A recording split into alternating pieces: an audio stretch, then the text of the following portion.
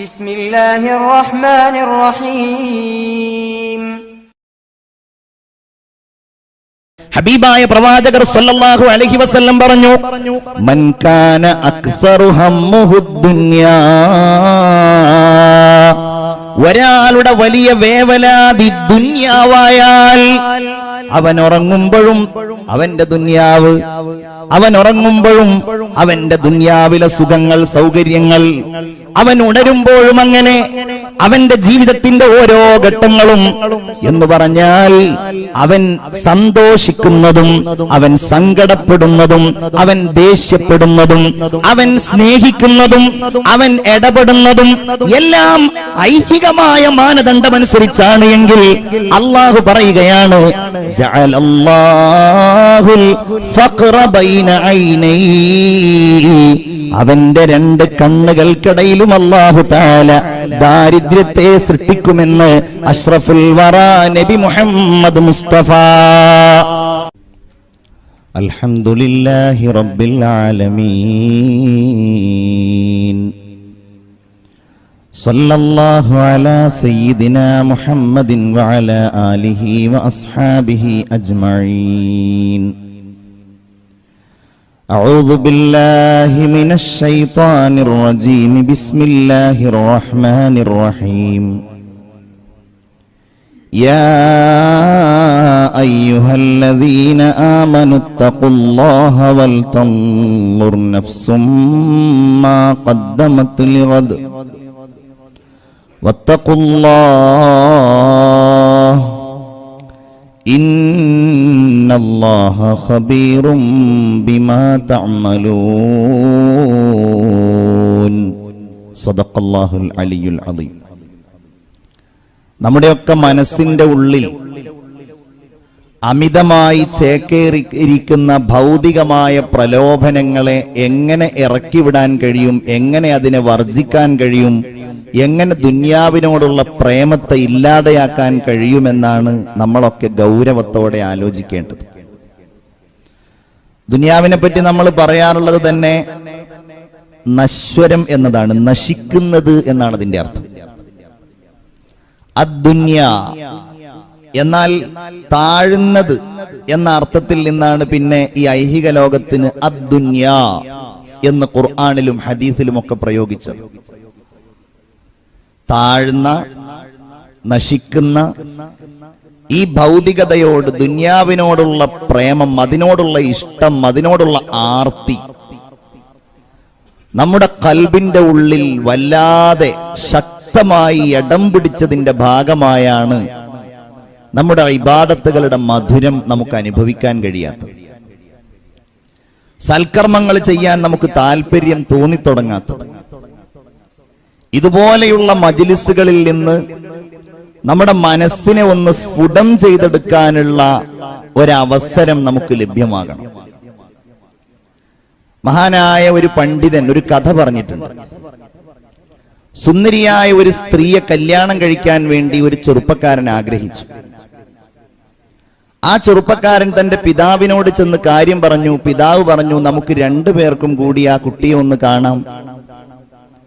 പെൺകുട്ടിയെ കണ്ടപ്പോൾ പിതാവ് അത്ഭുതപ്പെട്ടു. അദ്ദേഹം പറഞ്ഞു, മോനെ, ഈ സുന്ദരിയെ നീ കല്യാണം കഴിക്കുന്നതിനേക്കാൾ ഉചിതം ഞാൻ വിവാഹം ചെയ്യലാണ്. മകൻ ദേഷ്യപ്പെട്ടു. രണ്ടുപേരും തർക്കമായപ്പോൾ പോലീസ് ഉദ്യോഗസ്ഥനെ കണ്ട് സംസാരിക്കാൻ അവർ തീരുമാനിച്ചു. ഉദ്യോഗസ്ഥൻ പറഞ്ഞു, എനിക്ക് ആ കുട്ടിയെ ഒന്ന് കാണണം. കണ്ടപ്പോൾ അയാൾ പറഞ്ഞു, ഇവൾക്ക് ആവശ്യം കരുത്തനായ ഒരു ഭർത്താവിനെയാണ്, അതുകൊണ്ട് ഞാൻ തന്നെ കല്യാണം കഴിക്കാം. മൂന്നാളും തർക്കമായി മന്ത്രിയുടെ അടുക്കലെത്തി. മന്ത്രി പറഞ്ഞു, ഞാനാണ് കല്യാണം കഴിക്കുന്നത്. 4 പേരും കൂടെ പ്രശ്നമായപ്പോൾ രാജാവ് തീരുമാനമെടുക്കാമെന്ന് പറഞ്ഞു. രാജാവ് പറഞ്ഞു, നിങ്ങൾ 4 ആളുകളും ഇതിന് യോഗ്യനായ ആളല്ല, അതുകൊണ്ട് ഞാൻ കല്യാണം കഴിക്കാം. ഈ 5 ആളുകളോടും അവസാനം ഈ പെൺകുട്ടി പറഞ്ഞു, ഏതായാലും നിങ്ങളിൽ ഒരാൾക്കല്ലേ എന്നെ കല്യാണം കഴിക്കാൻ കഴിയൂ. ഞാനൊരു കാര്യം ചെയ്യാം, നിങ്ങളുടെ മുമ്പിൽ നിന്ന് ഞാൻ ഓടിത്തുടങ്ങുകയാണ്. നിങ്ങൾ ആരാണോ എന്നെ സ്പർശിക്കുന്നത്, തൊടുന്നത്, എന്റെ പിന്നിലെത്തിയിട്ട് നിങ്ങൾ ആരാണോ എന്നെ തൊടുന്നത് അവർക്ക് എന്നെ കല്യാണം കഴിക്കാം. ആയിക്കോട്ടെ, എല്ലാവരും റെഡിയായി. 1 2 3 ഓടാൻ തുടങ്ങി. പെൺകുട്ടിയും ഓടാൻ തുടങ്ങി. ഓടുന്നതിനനുസരിച്ച് അവളുടെ പിന്നിൽ ഇങ്ങനെ വലിയ ഗർത്തങ്ങൾ, ഇടുങ്ങിയ വഴികൾ, വഴിയറിയാത്ത ദിക്കുകൾ, വലിയ വലിയ മരുഭൂമികൾ. പലരും തളർന്നു വീണു, പലരും കുഴിയിൽ പോയി, പലരും ഇടുങ്ങിയ വഴിയിൽപ്പെട്ടു, പലരും ഗതിയറിയാതെ നിലവിളിച്ചു. അവസാനം അവൾക്കാരെയും ആർക്കും അവളെ സ്പർശിക്കാൻ കഴിയാതെ അങ്ങേ അറ്റത്തെത്തിയപ്പോൾ അവൾ വിളിച്ചു പറഞ്ഞു, ഞാനാണ് ഐഹികമായ ലോകം, ഞാനാണ് ദുന്യാവ്, ഒരാൾക്കും എന്നെ സ്പർശിക്കാൻ കഴിയില്ല. എന്റെ പിന്നാലെ ഓടുന്നവരുടെ മുൻപിലെല്ലാം ഇതുപോലെയുള്ള ഗർത്തങ്ങളും ഇടുക്കങ്ങളും വിശാലതകളും എല്ലാം ഉണ്ടാകും. അവസാനം എന്നെ തൊടാൻ കഴിയാതെ അവരൊക്കെ അവസാനിക്കലാണ് പതിവ് എന്ന് ഐഹികമായ ലോകം പ്രതീകാത്മകമായി വിളിച്ചു പറഞ്ഞത്രേ. ഇതാണ് ഭൗതിക ലോകത്തിന്റെ അവസ്ഥ. ഇതിനു വേണ്ടിയാണ്, ഇതിന്റെ നേട്ടത്തിന് വേണ്ടിയാണ് നമ്മൾ ഓരോരുത്തരും അള്ളാഹുവിന് ഇഷ്ടപ്പെടാത്ത കാര്യങ്ങൾ ഇങ്ങനെ ചെയ്തുകൊണ്ടേയിരിക്കുന്നത്. അള്ളാഹു ഖുർആനിലൂടെ ആദരവായ മുഹമ്മദ് മുസ്തഫ സല്ലല്ലാഹു അലൈഹി വസല്ലമ തങ്ങൾ തിരു ഹദീസുകളിലൂടെ നമ്മെ ഓർമ്മിപ്പിച്ച കാര്യങ്ങൾ നമ്മുടെ കൽബിലേക്ക് അങ്ങ് കയറിയാൽ ദുനിയാവിലുള്ള ജീവിതം സന്തോഷത്തോടെ നമുക്ക് ജീവിക്കാൻ കഴിയുകയും അതിനുശേഷമുള്ള ആഖിറം അതിനേക്കാൾ ആനന്ദത്തോടെ നമുക്ക് കൊണ്ടാടാൻ കഴിയുകയും ചെയ്യും. നബി സല്ലല്ലാഹു അലൈഹി വസല്ലം ഒരിക്കൽ സ്വഹാബികളോടൊപ്പം ഇങ്ങനെ പോവുകയാണ്. ആ സമയത്ത് ഒരു ആടിന്റെ മൃതദേഹം കണ്ടു, ഒരു ശവം കണ്ടു. നബി ചോദിച്ചു, ഈ ആടിന്റെ ശവത്തിന് ഇതിന്റെ ഉടമസ്ഥന്മാർ വല്ല വിലയും കൽപ്പിക്കുമോ? അനുയായികൾ പറഞ്ഞു, നബിയെ, ഒരു വിലയും കൽപ്പിക്കാത്തത് കൊണ്ടാണല്ലോ അവർ ഈ ആടിനെ ആരുമില്ലാത്ത ഈ സ്ഥലത്ത് കൊണ്ടുവന്നിട്ടത്. നബി സല്ലല്ലാഹു അലൈഹി വസല്ലം പറഞ്ഞു, ഈ ശവത്തിന്റെ ഉടമക്ക് ഇതിനോടുള്ള അത്ര വില പോലും ഐഹികമായ ലോകത്തോട് അള്ളാഹുവിനില്ല.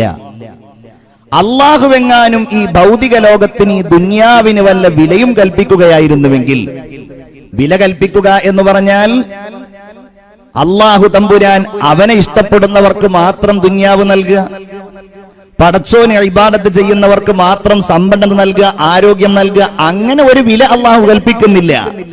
അത് അള്ളാഹു ഇഷ്ടാനിഷ്ടങ്ങൾക്കനുസൃതമായി അവനെ ആരാധിച്ചാലും ഇല്ലെങ്കിലും തഖ്വ ചെയ്താലും ഇല്ലെങ്കിലും അള്ളാഹു യഥേഷ്ടം നൽകുന്നതാണ്. പടച്ചവൻ ഒരല്പമെങ്കിലും വില അതിന് കൽപ്പിച്ചിരുന്നുവെങ്കിൽ അള്ളാഹുവിനെ നിഷേധിക്കുന്ന ആളുകൾക്ക് ഈ ദുനിയാവിൽ നിന്നൊരു മുറുക്ക് വെള്ളം പോലും കുടിപ്പിക്കില്ലായിരുന്നുവെന്ന് അള്ളാഹു തമ്പുരാൻ പറയുന്നതായി അന്ന് അള്ളാഹുവിന്റെ ഹബീബ് സയ്യിദുനാ മുഹമ്മദ് മുസ്തഫ സല്ലല്ലാഹു അലൈഹി വസല്ലം പറയാണ്. അതാണ് ഐഹിക ലോകം. ബിസ്മില്ലാഹിർ റഹ്മാനിർ റഹീം. വളിരിബ് ലഹും മസലൽ ഹയാത്തിദ് ദുനിയ കമാ ഇൻ അൻസൽനാഹു മിനസ് സമാഅ ഫഖ്തലത ബിഹി നബാതുൽ അർള് فأصبح هشيما تذروه الرياح وكان الله على كل شيء مقتدرا. നമ്മൾ അധ്വാനിച്ചുണ്ടാക്കുന്ന സമ്പന്നത, നമ്മൾ കെട്ടിയുണ്ടാക്കുന്ന കൊട്ടാര സദൃശ്യമായ വീടുകൾ, നമ്മുടെ ഭൗതികമായ താല്പര്യങ്ങൾക്കനുസരിച്ചുള്ള ശ്രമങ്ങൾക്കനുസൃതമായി നമ്മൾ ഉണ്ടാക്കിയിരിക്കുന്ന സൗകര്യങ്ങളെ അല്ലാഹു സൂറത്തുൽ കഹ്ഫിൽ ഉദാഹരിക്കുന്നത് ഇങ്ങനെയാണ്: വളിരിബ് ലഹും മസലൽ ഹയാത്തിദ് ദുനിയാ. ഐഹികമായ ലോകം ഇങ്ങനെയാണെന്ന് നബിയെ നിങ്ങൾ അവർക്ക് ഉദാഹരിച്ചു കൊടുക്കണേ. എങ്ങനെയാണത്? കമാ ഇൻ അൻസൽനാഹു മിനസ് സമാഅ. ആകാശലോകത്ത് നിന്ന് നാം വർഷിപ്പിച്ച മഴവെള്ളം പോലെയാണത്. ഐഹികമായ ലോകം നശ്വരമാണ് എന്നും ഭൗതികമായ ലോകം നമ്മുടെ ആസ്വാദനങ്ങൾക്കനുസരിച്ചുകൊണ്ട് നമ്മെ സഹായിക്കുകയില്ല എന്നും നമ്മളെല്ലാം അള്ളാഹുവിന്റെ തീരുമാനങ്ങൾക്ക് മുമ്പിൽ നിസ്സാരമായി ഇടപെടേണ്ടവരാണ് എന്നും അതിന് വിധേയരാകേണ്ടവരാണ് എന്നും നമ്മുടെ ചുറ്റുപാടുകൾ ഓരോ സമയത്തും നമ്മെ ഇങ്ങനെ ഉണർത്തിക്കൊണ്ടേയിരിക്കുകയാണ്. ദുനിയാവ് അതിനുവേണ്ടി ജീവിച്ചിട്ടൊരു കാര്യവുമില്ല, അതിനോട് സ്നേഹം പ്രകടിപ്പിച്ചിട്ടൊരു കാര്യവുമില്ല. ആ ദുനിയാവ് അള്ളാഹുവിന്റെ തീരുമാനത്തിനനുസൃതമായി നമ്മൾ ഉപേക്ഷിക്കേണ്ട ഒരു ഘട്ടം വരുമെന്ന് ഈ പ്രളയം നമ്മെ ബോധ്യപ്പെടുത്തി. കഴിഞ്ഞ ദിവസങ്ങളിൽ വന്ന ചുഴലിക്കാറ്റ് വരുന്നുവെന്നറിയുമ്പോൾ നമ്മൾ വല്ലാതെ പേടിക്കുകയാണ്. അതിനെ തടയാനുള്ള കഴിവ് നമ്മൾ കണ്ടെത്തിയിട്ടില്ല. അതിനെ പ്രതിരോധിക്കാൻ എത്ര ജാഗ്രതാ നിർദ്ദേശം നൽകിയാലും എത്ര അലർട്ടുകൾ നമ്മുടെ മുമ്പിൽ പ്രഖ്യാപിച്ചാലും അതിനെ തടയാൻ നമുക്ക് കഴിയില്ല. നമ്മൾ അല്ലാഹുവിന്റെ തീരുമാനങ്ങൾക്ക് വിധേയരാകേണ്ടവരാണ്. ജിന്ദഗി ഇൻസാൻ കി ഹേ മാനിന്ദെ മുർഗെ ഖുശ്നവാ के शाख पर बैठा कोई दम सह चहाया उड़ गया. മനുഷ്യ ജീവിതത്തിന്റെ ഉപമ എന്ന് പറയുന്നത് ഒരു മരച്ചില്ലയിൽ വന്നൊരു കിളി കളകളാരവം മുഴക്കി പാട്ടുപാടി പറന്നു പോയാൽ എങ്ങനെയുണ്ടാകുമോ അതുപോലെയാണ്, അത്രയും ക്ഷണികമാണ്. വഹിനി സന്തപ്ത ലോഹസ്താംബു ബിന്ദുന മർത്യ ജന്മം ക്ഷണം ഭംഗുരം. നന്നായി ചൂടായ ഒരു ചട്ടിയിൽ ഒരു തുള്ളി ജലമുറ്റിച്ചാൽ എത്ര വേഗമാ ജലം അപ്രത്യക്ഷമാകുമോ അത്രമേൽ നൈമിഷികമാണ് മനുഷ്യ നിന്റെ ജീവിതം എന്നാണ് പറയുന്നത്. ഇനി അല്ലാഹു പറയുന്നത് നോക്കൂ നിങ്ങൾ, കമാ ദുനിയാവിലുള്ള ജീവിതം മഴവെള്ളം വർഷിച്ചാൽ അതുപോലെയാണ്. ആ മഴവെള്ളം ഇങ്ങ് വർഷിച്ചു കഴിഞ്ഞാൽ ഭൂമിയിൽ ഇങ്ങനെ സസ്യലതാദികൾ ഇടകലർന്നുണ്ടാകും, ഹരിതാഭമാകും, പച്ച പിടിച്ചു നിൽക്കും, നല്ല ഊർജ്ജസ്വലതയുണ്ടാകും. അത് കണ്ടാൽ കണ്ണുകൾക്ക് കുളിർമയുണ്ടാകും, അത് കണ്ടാൽ മനസ്സുകൾക്ക് വലിയ ആനന്ദമുണ്ടാകും. അതിങ്ങനെ ആസ്വദിക്കുമ്പോ നമ്മുടെ ഹൃദയം ഇങ്ങനെ കോരിത്തരിക്കും. കാണാൻ എന്ത് ഭംഗിയാണ്, കാണാൻ എന്തൊരു സൗരഭ്യമാണ്. പൂക്കൾ വിടർന്ന് പരിമളം തൂകും. പക്ഷേ ഏതാനും ദിവസങ്ങൾ കഴിഞ്ഞാൽ നന്നായിട്ടൊന്ന് വെയിലുണ്ടായാൽ ഫഅസ്ബഹ ഹശീമൻ തദ്റൂഹുൽ റിയാഹ്, നല്ലൊരു കാറ്റടിച്ചാൽ പറന്നു പോകുന്ന കച്ചിത്തുരുമ്പുകളായി അവ മാറുമല്ലോ. എന്നതുപോലെയാണ് മനുഷ്യരെ നിങ്ങളുടെ ദുനിയാവ് എന്ന് അല്ലാഹു ഖുർആനിലൂടെ പറയുകയാണ്. മഹാനായ അബൂ ഹുറൈറ റളിയല്ലാഹു അൻഹു പറയുന്നു, ഒരിക്കൽ ഞങ്ങളെ കൂട്ടി റസൂലുള്ളാഹി സഞ്ചരിക്കുകയാണ് സല്ലല്ലാഹു അലൈഹി വസല്ലം. അങ്ങനെ ഒരു ശ്മശാനത്തിലെത്തി. ആ ശ്മശാനത്തിൽ വർഷങ്ങൾക്ക് മുമ്പ് മരിച്ചുപോയ ആളുകളുടെ എല്ലുകളും പല്ലുകളും അവരുടെ കഫൻപുടകളുടെ അവശിഷ്ടങ്ങളും ഉണ്ടായിരുന്നു. മൃഗങ്ങൾ അതിനെ ഇങ്ങനെ മാന്തി പുറത്തിട്ടിരുന്നു. ആ ശ്മശാനം ദുർഗന്ധപൂരിതമായിരുന്നു. അത് കണ്ടാൽ തന്നെ വലിയ വെറുപ്പ് തോന്നുമായിരുന്നു. നബി സല്ലല്ലാഹു അലൈഹി വസല്ലം സ്വഹാബികളോട് പറഞ്ഞു, സ്വഹാബ, ഇതാണ് കേട്ടോ നിങ്ങളുടെ ദുനിയാവിന്റെ അവസ്ഥ, നിങ്ങളുടെ ശരീരത്തിന്റെ അവസ്ഥ ഇതാണ്, നിങ്ങൾ ധരിച്ചിരുന്ന വസ്ത്രത്തിന്റെ അവസ്ഥ ഇതാണ്, നിങ്ങളുടെ ഭൗതികമായ സുഖങ്ങളുടെയും ആഡംബരങ്ങളുടെയും പര്യവസാനം ഇതുപോലെ എല്ലുകളും വസ്ത്രങ്ങളുടെ അവശേഷിപ്പുകളുമായി മാത്രം മാറുന്നതാണെന്ന് സയ്യിദുനാ വ നബിയുനാ മുഹമ്മദ് മുസ്തഫ. അല്ലാഹു നമ്മുടെ ഹൃദയത്തിൽ വലിയ മാറ്റം നൽകട്ടെ. നമ്മുടെ ഖൽബിൽ അല്ലാഹു തആല ദീനിനോടും ഈമാനിനോടുമുള്ള അടുപ്പം പ്രദാനം ചെയ്യട്ടെ. സല്ലല്ലാഹു അലൈഹി വസല്ലം ഒരിക്കൽ ഒരായത്തോതി, അൽഹാഖുമുത് തകാസുർ, നിങ്ങളെ തകാസുർ നശിപ്പിച്ചിരിക്കുന്നു എന്ന് പറഞ്ഞാൽ വർദ്ധനവിനെ തേടുക. എത്ര കിട്ടിയാലും മതിയാവാത്ത ഒരവസ്ഥ. ആ മതിയാവാത്ത അവസ്ഥക്ക് വേണ്ടി പടച്ചവൻ ഹറാമാക്കിയ കാര്യങ്ങളെ പൈസ ഉണ്ടാകണം, അതിന് പലിശ വേണമെങ്കിൽ അങ്ങനെ, അതിന് മോഷ്ടിക്കണമെങ്കിൽ അങ്ങനെ, അതിന് വഞ്ചിക്കണമെങ്കിൽ അങ്ങനെ, അതിനാളുകളുടെ അടുക്കൽ നിന്ന് പിടുങ്ങണമെങ്കിൽ അങ്ങനെ, ചീത്ത പറയണമെങ്കിൽ അങ്ങനെ. അൽഹാക്കും, അത് നിങ്ങളെ നശിപ്പിച്ചിരിക്കുകയാണ്. ഹബീബായ പ്രവാചകർ സല്ലല്ലാഹു അലൈഹി വസല്ലം പറഞ്ഞു, മൻ കാന അക്സറു ഹമ്മുഹു ദുനിയാ ഒരാളുടെ വലിയ വേവലാതി ദുന്യാവായാൽ അവൻ ഉറങ്ങുമ്പോഴും അവന്റെ ദുന്യാവ്, അവൻ ഉറങ്ങുമ്പോഴും അവന്റെ ദുന്യാവിലെ സുഖങ്ങൾ, സൗകര്യങ്ങൾ, അവൻ ഉണരുമ്പോഴും അങ്ങനെ, അവന്റെ ജീവിതത്തിന്റെ ഓരോ ഘട്ടങ്ങളും എന്ന് പറഞ്ഞാൽ അവൻ സന്തോഷിക്കുന്നതും അവൻ സങ്കടപ്പെടുന്നതും അവൻ ദേഷ്യപ്പെടുന്നതും അവൻ സ്നേഹിക്കുന്നതും അവൻ ഇടപെടുന്നതും എല്ലാം ഐഹികമായ മാനദണ്ഡമനുസരിച്ചാണ് എങ്കിൽ അള്ളാഹു പറയുകയാണ് ജഅലല്ലാഹുൽ ഫഖ്റ ബൈന ഐനൈഹി, അവന്റെ രണ്ട് കണ്ണുകൾക്കിടയിലും അല്ലാഹു തആല ദാരിദ്ര്യത്തെ സൃഷ്ടിക്കുമെന്ന് അഷ്റഫുൽ വറാ നബി മുഹമ്മദ് മുസ്തഫ. പടച്ചോൻ നമ്മളെ കാത്തുരക്ഷിക്കട്ടെ. എന്ന് പറഞ്ഞാൽ ഇവിടെ നമ്മൾ മനസ്സിലാക്കേണ്ടത് ദുന്യാവ് നമ്മൾ നേടണ്ടെന്നല്ല, ഗൾഫിൽ പോകണ്ടെന്നല്ല, കച്ചവടം ചെയ്യണ്ടെന്നല്ല, ജോലി ചെയ്യണ്ടെന്നല്ല. പക്ഷെ അതിനു വേണ്ടി അള്ളാഹു ഹലാലാക്കിയതിലും ഹറാമാക്കിയതിലും ഒരു വ്യത്യാസവും കാണിക്കാതിരിക്കുക. നമ്മുടെ മാനദണ്ഡങ്ങൾ മുഴുവൻ ദേഷ്യപ്പെടുകയാണെങ്കിൽ അതും ദുന്യാവുമായി ബന്ധപ്പെട്ട കാര്യത്തിൽ, ഇഷ്ടപ്പെടുകയാണെങ്കിൽ അതും ദുന്യാവുമായി ബന്ധപ്പെട്ട കാര്യത്തിൽ നമ്മൾ ഇങ്ങനെ ആലോചിച്ച് നോക്കിയാൽ മതി. നബിയുടെ സ്വഭാവം അങ്ങനെയല്ല. ആയിഷ ബീവി പറയാണ്, വമൻ തഖമ റസൂലുള്ളാഹി സ്വല്ലല്ലാഹു അലൈഹി വസല്ലം ലിനഫ്സിഹി, സ്വന്തം കാര്യത്തിന് വേണ്ടി ഒരിക്കലും റസൂലുള്ള ഒരാളോടും പ്രതികാരം ചെയ്തിട്ടില്ല. അസ്ഹാബ് റസൂലില്ലയും അങ്ങനെയായിരുന്നു സ്വല്ലല്ലാഹു അലൈഹി വസല്ലം. അലി റളിയല്ലാഹു അൻഹു ഒരിക്കൽ ഒരു യുദ്ധത്തിൽ ഏർപ്പെട്ടുകൊണ്ടിരിക്കുകയാണ്.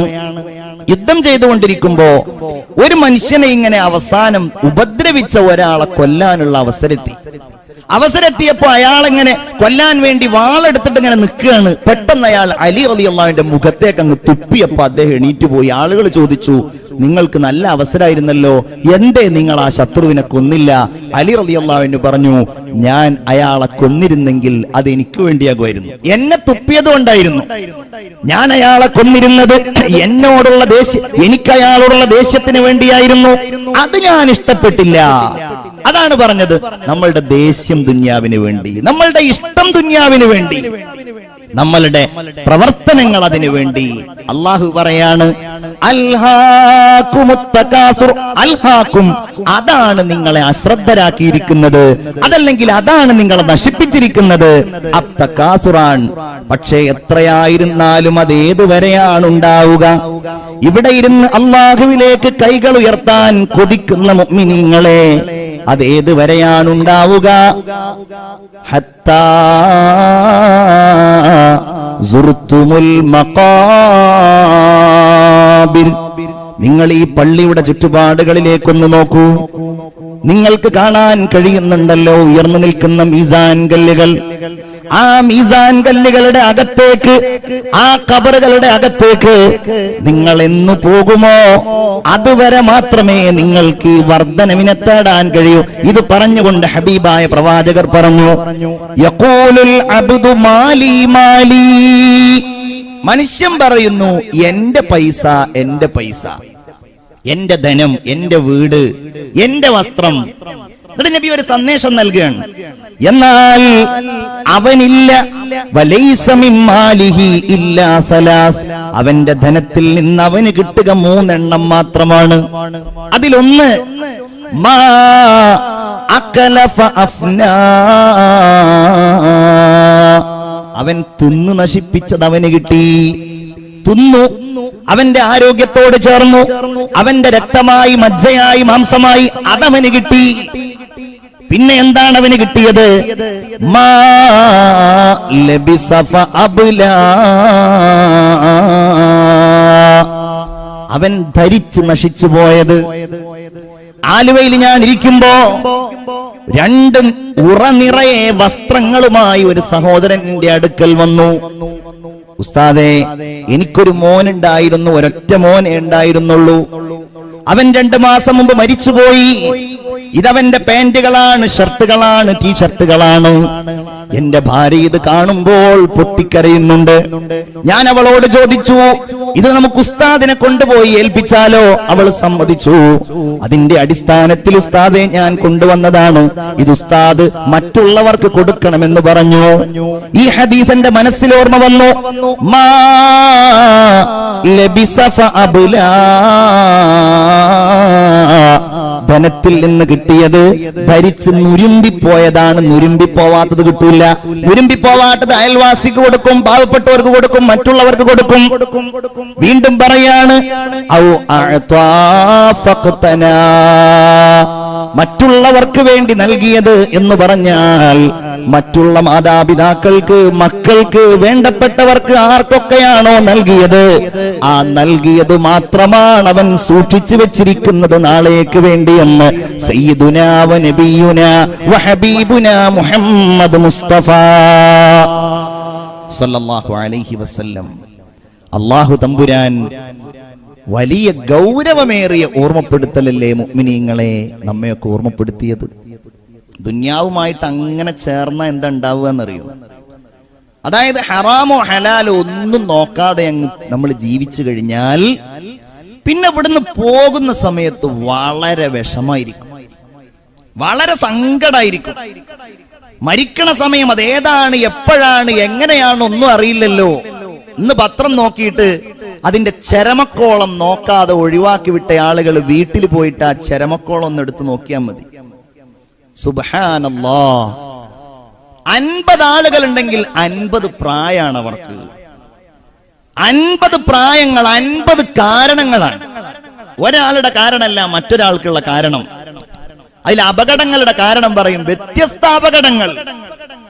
ആലോചിച്ച് നോക്കണം, എങ്ങനെ, ഏത് രൂപത്തിൽ, എവിടെ വെച്ച് നമുക്ക് ആർക്കും അറിയില്ല. പ്രവചനാതീതമാണ്, പ്രവചിക്കാൻ കഴിയില്ല. ആലോചിച്ച് നോക്കിയേ, അങ്ങനെയുള്ള ഘട്ടത്തിൽ നമ്മൾ എങ്ങനെ വഫാത്താവുകയാണെങ്കിലും മരിക്കുകയാണെങ്കിലും ദുനിയാവിൽ നിന്നങ്ങ് വേർപിരിയാൻ വലിയ ശ്രമമായിരിക്കും. കാരണം എന്താണ്? അള്ളാഹുവിലേക്ക് മടങ്ങണല്ലോ എന്ന് ആലോചിച്ചില്ല. പടച്ചോനോട് ചോദിക്കുമ്പോഴും പറയുമ്പോഴും ഇബാദത്ത് ചെയ്യുമ്പോഴും ഒന്നും കൽബിന്റെ ഉള്ളിലേക്ക് അതങ്ങ് കയറിയില്ല. അവിടെയൊക്കെ ദുനിയാവായിരുന്നു. അതാണ് നമ്മൾ മാറ്റേണ്ടത്, അതാണ് നമ്മൾ മാറ്റിത്തിരുത്തേണ്ടത്. എത്ര കിട്ടിയാലും മതിയാവാത്തൊരവസ്ഥ. ലിയോ ടോൾസ്റ്റോയിയുടെ ഒരു കഥയുണ്ട്, ഒരാൾക്ക് എത്ര ഭൂമി വേണം എന്നാണ് ആ കഥയുടെ ഹെഡിങ്. രാജാവ് ഒരിക്കൽ പ്രഖ്യാപിക്കുകയാണ്, നിങ്ങൾക്ക് എത്ര ഭൂമി വേണോ അത് നിങ്ങൾക്ക് ഇതാ തരാൻ വേണ്ടി പോവുകയാണ്. അങ്ങനെ രാജാവിനെ കാണാൻ വേണ്ടി ആളുകളൊക്കെ വന്നു. എനിക്ക് ഇത്ര വേണം, എനിക്ക് ഇത്ര വേണം, ഓരോരുത്തർ പറയാണ്. അതിനിടയിൽ പാഹോ എന്ന ഒരു ചെറുപ്പക്കാരൻ വന്നു. രാജാവ് പറഞ്ഞു, നിങ്ങൾക്ക് എത്ര ഭൂമി വേണം? നിങ്ങൾ നടന്ന് ആ ഭൂമി എത്ര വേണമെങ്കിലും നിങ്ങൾ അളന്ന് സ്വീകരിച്ചോളൂ. അത് എത്ര നടന്നാലും കിട്ടുമോ രാജാവേ? അത് എത്ര നടന്നാലും കിട്ടും. അയാൾ നടക്കാൻ തുടങ്ങി, നടത്തം മാറ്റി ഓടാൻ തുടങ്ങി. ഓടിയിട്ട് അയാൾക്ക് ദാഹിച്ചു. നിന്നാല് ഭൂമിയുടെ വലിപ്പം കുറയുമല്ലോ. വീണ്ടും വീണ്ടും വീണ്ടും അയാൾ ഓടിയിട്ട് അയാൾക്ക് ആ ഭൂമി സ്വന്തമാക്കാൻ എവിടെ നിർത്തണമെന്നറിയാതെ അയാൾ വീണ്ടും ഓടുകയാണ്. ഏക്കറുകളായി, ചതുരശ്ര കിലോമീറ്ററുകളായി. എന്നിട്ടും അയാൾ നിർത്തിയില്ല. അവസാനം അയാൾ ദാഹം കൊണ്ട് വീർപ്പുമുട്ടിയിട്ട് അയാൾ മരിച്ചു വീണു. രാജഭടന്മാരോട് രാജാവ് ചോദിച്ചു, ആ ഭൂമിക്ക് വേണ്ടി വന്ന പാഹോ എവിടെ? അയാൾക്ക് എത്ര ഭൂമിയാണ് കൊടുത്തത്? അയാളോട്, രാജാവിനോട് അവർ പറഞ്ഞു, 6 അടി മണ്ണ് മാത്രമാണ്. നമ്മളുടെ ഒക്കെ മനസ്സിന്റെ ഉള്ളില് ഈ ഒരു പാഹോ ജീവിച്ചിരിക്കുന്നുണ്ടോ എന്ന് നമ്മൾ ആലോചിക്കണം. എവിടെയെങ്കിലും ഉണ്ടാവും ഒരു പാഹോ, ഒരു കാറൂന്, ഒരു ഫറോവയുടെ അംശം. ഇതൊക്കെ എവിടെയെങ്കിലും ഉണ്ടാവും. ഐഹികമായ ലോകത്തിന്റെ ആഡംബരങ്ങളിൽ മുഴുകി നമ്മൾ സർവശക്തനായ അള്ളാഹുവിന്റെ അനുഗ്രഹങ്ങളെ വിസ്മരിക്കുമ്പോ നമുക്ക് നഷ്ടപ്പെടുന്നത് മഹാവിജയങ്ങളുടെ ലോകം മാത്രമാണ് എന്ന് നമ്മളാരും വിസ്മരിക്കാൻ പാടില്ല. ആലോചിച്ച് നോക്കിയേ നിങ്ങൾ. ഇന്നിപ്പോ പല കാര്യങ്ങളും നമ്മൾ ഐഹികമായ ലോകത്തിന്റെ തീരുമാനങ്ങൾക്ക് അപ്പുറത്തേക്ക് വിടുകയാണ്. അത് നിർബന്ധിതമായിട്ട് നമ്മൾ വിടേണ്ടി വരും. സാന്ദർഭികമായിട്ട് പ്രത്യേകിച്ച് കൊടുങ്ങല്ലൂർ പ്രദേശത്തുള്ളവരായതുകൊണ്ട് ഞാൻ സൂചിപ്പിക്കുന്നുവെന്ന് മാത്രം. അത്തരം കാര്യങ്ങൾ നമ്മൾ അള്ളാഹുവിലേക്ക് മാറ്റിവെക്കുകയാണ്. എന്താണത്? നമ്മെ സംബന്ധിച്ചിടത്തോളം ഏറ്റവും വേദനാജനകമായ ചില കാര്യങ്ങൾ ഈ പ്രദേശങ്ങളിൽ നടക്കുകയുണ്ടായി. നമ്മളതൊരു വർഗീയമായിട്ട് കാണുകയല്ല. അതേ സമയത്ത് നമ്മളുടെ രാജ്യം നമുക്ക് നൽകുന്ന സ്വാതന്ത്ര്യത്തിനും അവകാശത്തിനും നേരെയുള്ള വെല്ലുവിളിയായിട്ട് മാത്രമാണ് അത്തരം കാര്യങ്ങളെ കാണാൻ കഴിയുക. സൈമൺ മാസ്റ്റർ മുഹമ്മദായി എന്ന് മാത്രമല്ല, ഹജ്ജ് ചെയ്തിട്ട് അദ്ദേഹം മുഹമ്മദ് ഹാജിയായി. സൈമൺ മാസ്റ്ററോട് ചെയ്ത ഏറ്റവും വലിയ ക്രൂരത, സൈമൺ മാസ്റ്ററുടെ മൃതശരീരം ഇസ്ലാമിക ആചാരങ്ങൾ അനുസരിച്ച് മറമാടാൻ അവസരം നൽകിയില്ല എന്നത് മാത്രമല്ല, അത് മെഡിക്കൽ കോളേജിലെ വിദ്യാർത്ഥികൾക്ക് പഠനോപകരണമായിട്ട് നൽകി. എത്ര വലിയ ക്രൂരതയാണത്! അതിനുവേണ്ടി സ്വമേധയാ താല്പര്യം കാണിക്കുന്ന എത്ര ആളുകളുണ്ട്. തുടർന്ന് നമ്മുടെ പ്രിയപ്പെട്ട സഹോദരൻ TS ജോയ്, അദ്ദേഹം നെജ്മൽ ബാബുവായിട്ട് മാറി. നമ്മൾക്കാർക്കും നിയമം കൊണ്ടുപോലും നേരിടാൻ കഴിയാത്ത വലിയൊരു പ്രതിസന്ധിയാണ് ഇത്തരം കാര്യങ്ങളെന്നാണ് എനിക്ക് തോന്നുന്നത്. നിയമപീഠങ്ങൾ പോലും, നീതിപീഠങ്ങൾ പോലും ഇത്തരം വിഷയങ്ങളിൽ നമ്മുടെ ഉമ്മത്തിന്, നമ്മുടെ സമൂഹത്തിന് അനുകൂലമായിട്ട് വരുന്നില്ല. തീരുമാനങ്ങൾ ഉണ്ടാവുമെന്ന് നമുക്ക് പ്രതീക്ഷിക്കാം, പക്ഷെ അത് ഏറ്റവും വലിയ ഒരു ഫാഷിസമാണ് എന്നല്ലേ മനസ്സിലാക്കേണ്ടത്. മുസ്ലിമായത് ഏത് കാരണത്താലാണ്, എങ്ങനെയാണ് എന്നൊന്നും നമ്മൾ നോക്കേണ്ടതില്ല. അത് ഓരോരുത്തർക്കും ഇസ്ലാമിലേക്ക് കടന്നു വരാനും മറ്റു മതങ്ങൾ സ്വീകരിക്കാനും അവരുടേതായിരിക്കുന്ന കാരണങ്ങൾ ഉണ്ടാകും. മുസ്ലിമായി കഴിഞ്ഞാൽ, കലിമത്തു ഷഹാദ ഉച്ചരിച്ചു കഴിഞ്ഞാൽ, ആ രീതിയിൽ അവർ ജീവിക്കാൻ തുടങ്ങിയാൽ പിന്നെ അവർ മുസ്ലിങ്ങളാണ്. മുസ്ലിം സമൂഹത്തിന്റെ ബാധ്യതയാണ് ഒരാൾ മരിച്ചു കഴിഞ്ഞിട്ടുണ്ടെങ്കിൽ പൊതുബാധ്യതയാണ്. പൊതുബാധ്യത എന്ന് പറഞ്ഞാൽ ഒരാൾ ചെയ്താൽ മറ്റുള്ളവരുടെ മേലിലുള്ള ബാധ്യത കൂടെ അവസാനിക്കുന്ന ബാധ്യത. എന്താണത്? ആ മനുഷ്യനെ മയ്യിത്ത് കുളിപ്പിക്കുക, ആ മനുഷ്യനെ കഫൻ ചെയ്യുക, ആ മനുഷ്യന്റെ മേലിൽ നിസ്കരിക്കുക, അയാളെ മറമാടുക. ഇതൊന്നും ചെയ്യാൻ കഴിഞ്ഞില്ല. ഏറ്റവും മോശമായ രീതിയിൽ ആ സഹോദരനെ, നമ്മുടെ പ്രിയപ്പെട്ട സഹോദരനെ അങ്ങ് ദഹിപ്പിച്ചു കളഞ്ഞു. ഞാൻ പറയുന്നത് നമ്മൾ ഇതിനെതിരെ സമരം ചെയ്യണമെന്നല്ല, നമ്മളിത് വർഗീയമായി കാണണമെന്നല്ല. ഇത്തരം സംഭവങ്ങൾ ഉണ്ടാകുമ്പോ ഏറ്റവും ചുരുങ്ങിയത് നമ്മുടെ മനസാക്ഷിയെങ്കിലും ഉണരണം. നമ്മുടെ പ്രദേശങ്ങളിലുള്ള പ്രിയപ്പെട്ടവർ ഒരുമിച്ചുകൂടി നീതിപീഠങ്ങളുടെ മുമ്പിൽ പോയി ഇനിയെങ്കിലും ഇത്തരം കാര്യങ്ങൾ ആവർത്തിക്കാതിരിക്കുവാനുള്ള പരിശ്രമങ്ങൾ നടത്തുകയും അതിനുവേണ്ടി കൂട്ടുനിന്ന ആളുകൾക്ക് അതിശക്തമായ മറുപടി നിയമത്തിലൂടെ നമ്മൾ നൽകുകയും ചെയ്യണമെന്നതാണ് ഈ സന്ദർഭത്തിൽ എനിക്ക് ഉണർത്താനുള്ളത്. കഴിഞ്ഞത് കഴിഞ്ഞു. നെജ്മൽ ബാബുവിന്റെ കാര്യം സർവശക്തനായ അള്ളാഹുവിലേക്ക് നമ്മൾ സമർപ്പിച്ചു. അള്ളാഹുവിന്റെ അടുക്കൽ, അള്ളാഹുവിന്റെ കോടതിയിൽ, മഹ്ശറ വൻസഭയിൽ വെച്ച് ഏകനായ അള്ളാഹുവിന്റെ നീതിപീഠങ്ങൾക്ക് മുമ്പിൽ അതിനൊക്കെ തീരുമാനമുണ്ടാകുമെന്ന് നമ്മൾ പ്രതീക്ഷിക്കുകയാണ്. എന്ന് കരുതിയിട്ട് നമ്മുടെ ഭൗതിക ലോകത്തുള്ള എല്ലാ കാര്യങ്ങളും അള്ളാഹുവിന്റെ മുമ്പിലേക്ക് വിടണം എന്നല്ല പറഞ്ഞത്. എല്ലാം അള്ളാഹു തീരുമാനിക്കുന്നതാണ്. പക്ഷേ ആ തീരുമാനങ്ങൾ റഹ്മാനായ റബ്ബ് സ്വീകരിക്കാനും അള്ളാഹു അതിന് വലിയ അളവറ്റ പ്രതിഫലം നൽകുവാനുമുള്ള അങ്ങേയറ്റത്തെ പരിശ്രമങ്ങൾ എന്റെ പ്രിയപ്പെട്ടവരെ നമ്മിൽ നിന്നുണ്ടാകണം. അതല്ല എങ്കിൽ ഞാൻ പറഞ്ഞല്ലോ, ഇവിടുന്ന് അങ്ങ് മരിച്ചു പോകുമ്പോ മരിക്കാൻ വലിയ പ്രയാസമായിരിക്കും. ആലോചിച്ച് നോക്കിയേ, അള്ളാഹുവിലേക്ക് ഇബാദത്ത് ചെയ്ത് തഖ്വയിലൂടെ അള്ളാഹുവിലേക്ക് അടുത്ത ഒരാളാണ് എങ്കിൽ, മുഅ്മിനായ ഒരു മനുഷ്യനാണ് എങ്കിൽ, അവന്റെ മരണത്തെക്കുറിച്ച് അള്ളാഹു തമ്പുരാൻ ഖുർആനിലൂടെ പറഞ്ഞ ആ ഒരവസ്ഥ നമുക്ക് കിട്ടണ്ടേ? അതെന്താ? അള്ളാഹുവിന്റെ റസൂല് പറഞ്ഞു, മലക്കുകൾ അവന്റെ അടുക്കലേക്ക് ഇങ്ങനെ വരുന്നാണ്. ഒരു മുഅ്മിനായ മനുഷ്യൻ മരിക്കുന്ന സമയത്ത് മലക്കുകൾ അവന്റെ അടുക്കലേക്ക് വന്നിട്ട് ആ മലക്കുകൾ കണ്ണെത്താ ദൂരത്തോളം ഇങ്ങനെ ഇരിക്കുമെത്രേ. എന്നിട്ടാണ് മലക്കുൽ മൗത്ത് വരിക എന്നാണ്. മലക്കുൽ മൗത്ത് അസ്രാഈൽ അലൈഹിസ്സലാം വന്ന് അവനോട് സലാം പറയുമെന്ന് മാത്രമല്ല, നബിയുനാ റസൂലുള്ളാഹി സ്വല്ലല്ലാഹു അലൈഹി വസല്ലം പറയാണ്, അവനോട് പറയുന്നത്, യാ അയ്യതുഹൻ നഫ്സുൽ മുത്മഇന്ന, അല്ലയോ ശാന്തമായ ആത്മാവേ, ഇർജിഇ ഇലാ റബ്ബികി റാളിയതം മർളിയ, അള്ളാഹുവിലേക്ക് സംതൃപ്തിയായിട്ടും അള്ളാഹു നിന്നെ തൃപ്തിപ്പെട്ടതായ അവസ്ഥയിലും നീ പടച്ചോണിലേക്ക് മടങ്ങിക്കോ. അപ്പോ ആ ആത്മാവ്, റസൂല് പറയാണ്, ഒരു തോൽപാത്രത്തിൽ നിന്ന് ഒരു വെള്ളം ഉറ്റിങ്ങട് വീഴുന്നത് പോലെ അത്രയും സിമ്പിളായി, അത്രയും നിസാരമായ രൂപത്തില് ആ ആത്മാവ് ശരീരത്തിന്റെ പുറത്തേക്ക് വരുമെന്ന് നബിയുനാ മുഹമ്മദ് മുസ്തഫ സല്ലല്ലാഹു അലൈഹി വസല്ലം. അതിന് ദുനിയാവിനോടുള്ള പ്രേമം നമ്മൾ അവസാനിപ്പിക്കണം. ഐഹികമായ ലോകത്തെ ആഡംബരങ്ങൾക്ക് വേണ്ടി അള്ളാഹുവിനെ മാറ്റിവെക്കുക, ഇസ്ലാമിനെ മാറ്റിവെക്കുക, നിസ്കാരം മാറ്റിവെക്കുക, ഇബാദത്ത് മാറ്റിവെക്കുക, തഖ്വ മാറ്റിവെക്കുക. ഇത് നമ്മൾ അവസാനിപ്പിക്കണം. നമ്മൾ ആലോചിച്ച് നോക്കിയേ, നമ്മുടെ ചുറ്റുപാടുകളിൽ നിന്ന് ഓരോരുത്തർ ദുന്യാവിനെ വിട്ടിങ്ങനെ പോവാണ്. നമ്മൾ ആലോചിക്കാറുണ്ടോ ഇയാളുടെ പിന്നാലെ നാമും നാളെ പോകേണ്ടവരാണ്? പള്ളിക്കാട്ടിലേക്ക് ഇങ്ങനെ കടന്നു വരുമ്പോ സലാം പറയൽ എങ്ങനെയാ? നിങ്ങൾ സലാം പറഞ്ഞത് എങ്ങനെയാ ഇന്ന്? മുനവ്വർ ഷാ തങ്ങളോട് സലാം പറയുമ്പോ സലാമിന്റെ ഒരു ഭാഗമായിട്ട് പറഞ്ഞത് എന്താ? വാപ്പായുടെ ഖബറിന്റെ അവിടെ ചെന്ന് സലാം പറയുമ്പോ ആ സലാമിന്റെ ഒരു ഭാഗമായിട്ട് പറയുന്നത് എന്താ? വ ഇന്നാ ഇൻഷാ അല്ലാഹു ബിക്കും ലാഹിഖൂൻ, നിശ്ചയമായും ഞങ്ങൾ നിങ്ങളോട് ചേരാനുള്ളവരാണ്. അത് പറഞ്ഞ് മനസ്സിൽ അതങ്ങോട്ട് പോകരുത്. മനസ്സിലത് വീണ്ടും നിൽക്കണം. അടുത്ത ളുഹറിന്റെ സമയത്ത് അത് വീണ്ടും വരണം, അസറിന്റെ സമയത്ത് അത് വീണ്ടും വരണം. പടച്ചോനെ, ഞാൻ ഈ നിസ്കരിക്കുന്ന കർമ്മങ്ങൾ എന്റെ ഖബറിൽ എന്റെ തലയുടെ ഭാഗത്ത് വരുമെന്നാണല്ലോ ഹബീബ് പഠിപ്പിച്ചിട്ടുള്ളത്. അതെനിക്ക് വരണമല്ലോ, എന്റെ ഇബാദത്തുകൾ വരണമല്ലോ, എന്റെ സ്വതക്കകൾ വരണമല്ലോ. നമ്മുടെ കൺമുന്നിൽ നമ്മൾ ഇങ്ങനെ ഉദാഹരണങ്ങൾ കാണുകയാണ്. ചാമക്കാലയിൽ ഞാൻ പലപ്പോഴും എന്റെ പ്രസംഗത്തിലൊക്കെ പറയുന്നൊരു സംഭവമാണ്. ചാമക്കാലയിൽ നിങ്ങൾക്കറിയാലോ, കോളേജിന്റെ തൊട്ട് പിന്നിലാണ് അവിടെ നമ്മളുടെ ഇതുള്ളത്.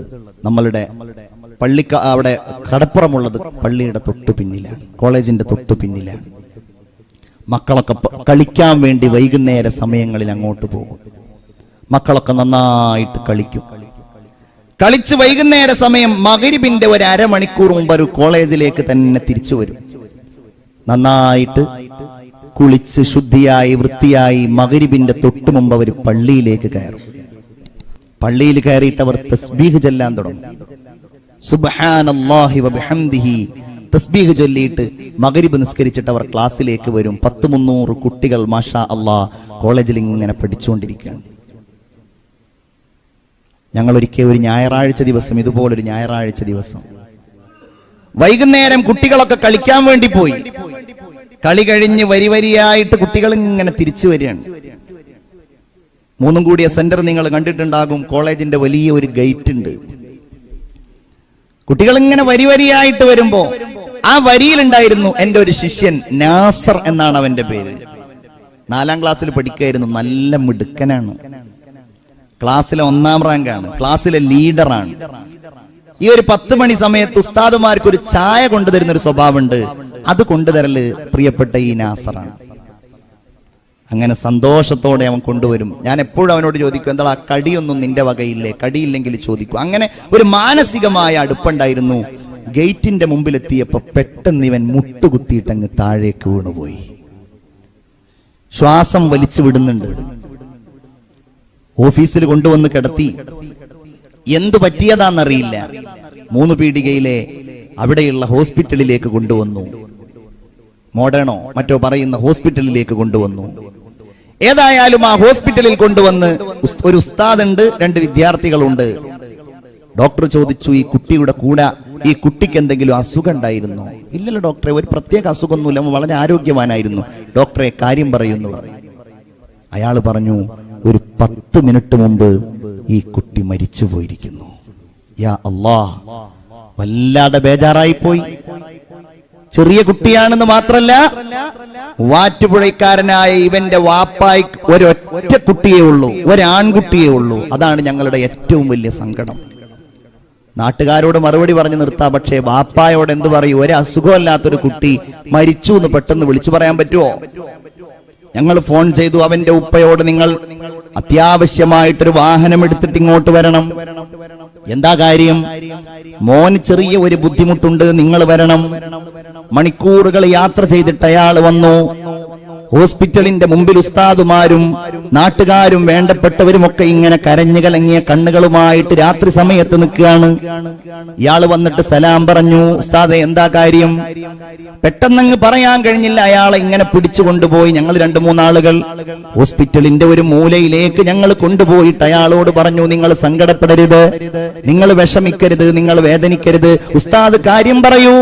നമ്മുടെ പൊന്നുമോൻ നാസർ ഉണ്ടല്ലോ, അള്ളാഹുവിന്റെ വിളിക്കുത്തരം നൽകിയിട്ട് അവൻ ഈ ലോകത്തോട് വിട പറഞ്ഞിരിക്കുന്നു, അവൻ മരിച്ചിരിക്കുന്നു. ഇയാൾ ഇപ്പൊ ഞങ്ങളെ ചീത്ത പറയും. എന്താ കാര്യമെന്ന് ചോദിക്കും, എന്താ സംഭവിച്ചതെന്ന് ചോദിക്കും. അയാൾ ഒന്നും പറഞ്ഞില്ല. ആ മനുഷ്യൻ പതുക്കെ കണ്ണുകളടച്ചു. എന്നിട്ട് അയാൾ പറഞ്ഞു, ഇന്നാ ലില്ലാഹി വ ഇന്നാ ഇലൈഹി റാജിഊൻ. എന്റെ മോൻ എന്തെങ്കിലും പറഞ്ഞോ? അവനെ കാണണമെന്ന് പറഞ്ഞോ? ഇല്ലല്ലോ, ഒന്നും പറഞ്ഞില്ലല്ലോ. എന്നാൽ എനിക്ക് അവനെ ഒന്ന് കാണണമെന്ന് പറഞ്ഞു. അവനെ കിടത്തിയിരിക്കുന്ന ഹോസ്പിറ്റലിലെ ആ റൂമിലേക്ക് ചെന്ന് ആ മറ മാറ്റിയിട്ട് അവന്റെ മുഖത്ത് നിന്ന് ആ വിരി മാറ്റിയിട്ട് അവനോട് സലാം പറഞ്ഞവന്റെ നെറ്റിത്തടത്തിലൊരു ചുംബനം കൊടുത്തിട്ട് ഞങ്ങൾ ഇങ്ങനെ നിൽക്കുമ്പോ ഞങ്ങളോട് പറഞ്ഞു, ഉസ്താദെ ഞാൻ കൊണ്ടുപോയിക്കോട്ടെ. പോലീസുകാരാണെങ്കിൽ പോസ്റ്റ്മോർട്ടത്തിനുള്ള അവസാന നടപടിയായിട്ട് ഇയാളുടെ ഒരു ഒപ്പ് മാത്രമേ ഇനി ബാക്കിയുള്ളൂ, ബാക്കിയെല്ലാം ക്ലിയർ ചെയ്തിരിക്കുന്നു. ഈ കാര്യം പറഞ്ഞപ്പോ അയാൾ ദേഷ്യപ്പെട്ടു. എന്റെ മകനെ പോസ്റ്റ്മോർട്ടം ചെയ്യുകയോ? ഇൽമ പഠിക്കുമ്പോൾ മരണപ്പെട്ടു കഴിഞ്ഞാൽ അയാൾക്ക് ഷഹീദിന്റെ കൂലി ഉണ്ടെന്നല്ലേ ഞങ്ങൾ ഹദീസിൽ വായിച്ചിട്ടുള്ളത്. അതുകൊണ്ട് എന്റെ മകനെ പോസ്റ്റ്മോർട്ടം ചെയ്യേണ്ട, അള്ളാഹുവിന്റെ വിളിക്കുത്തരം നൽകിയല്ലേ അവൻ പോയത്. എനിക്കതിൽ പരിഭവമില്ല, എനിക്കതിൽ അള്ളാഹുവിനോട് പരാതിയില്ല. അതുകൊണ്ട് ഞാൻ കൊണ്ടുപോകുകയാണ്. കൊണ്ടുപോയി. സാധാരണ ഗേറ്റ് കടക്കണമെങ്കിൽ മുജീബ് റഹ്മാൻ ദാരിമിയും കരീമൂലവും ഒക്കെ നമ്മളുടെ രക്ഷിതാക്കന്മാരാണ്. അവിടെയുള്ള ഉസ്താദുമാരുടെ സമ്മതമല്ലാതെ ആ ഗേറ്റ് കടക്കാൻ പറ്റൂല. ഇവൻ ഗേറ്റല്ല, ഗേറ്റെല്ലാം കടന്നിട്ട് നാട്ടിലേക്ക് പോവാണ്. ഞങ്ങളല്ല സമ്മതം കൊടുത്തത്, അള്ളാഹുവാണ് സമ്മതം കൊടുത്തത്.